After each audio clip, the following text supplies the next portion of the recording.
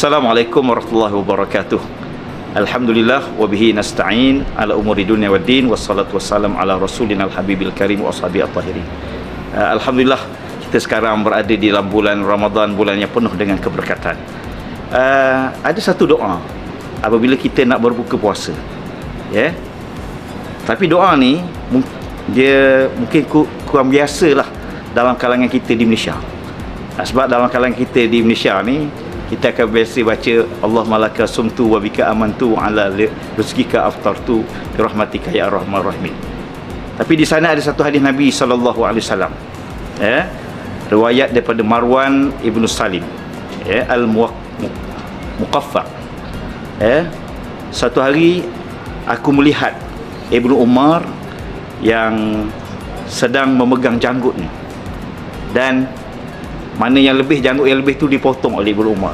Lalu beliau berkata, Rasulullah SAW apabila berbuka puasa berdoa dengan satu doa. Doa tu apa, ya? Doa tu ialah zahaba adh-dhama'u wabtallat al-'uruqu wa thabata al-ajru insyaallah. Ya. Apa maksud dia? Zahabal adh-dhama', hilangnya dahaga. Kata Imam Nawawi, al-dhama' itu ialah dahaga, ya.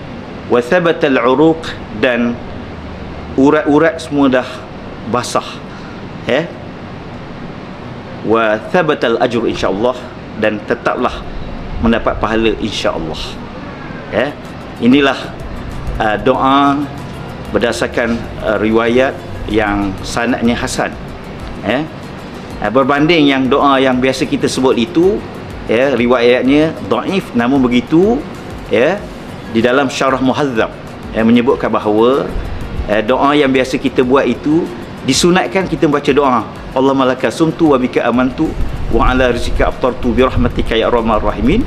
Dan selepas daripada berbuka, ya, maka doa berdasarkan hadis yang saya bacakan sebentar tu tadi. Jadi apa pengajaran daripada hadis ini? Yang pertama sekali ialah ketika kita berada bulan Ramadan ini, banyakkan kita berdoa kepada Allah Subhanahu Wa Taala. Kedua, ketika berbuka puasa, terkadang dalam kalangan kita ni sibuk untuk menyiapkan, sibuk menyiapkan diri untuk berbuka puasa, lupa untuk berdoa kepada Allah Subhanahu Wa Taala. Sebab itu kita, ya, ketika nak berbuka puasa, berdoa dengan doa yang Nabi ajar, ya.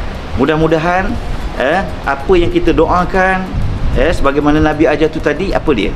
Yang ketiga, kita jangan lupa berdoa untuk diampunkan dosa dan mendapat rahmat Allah.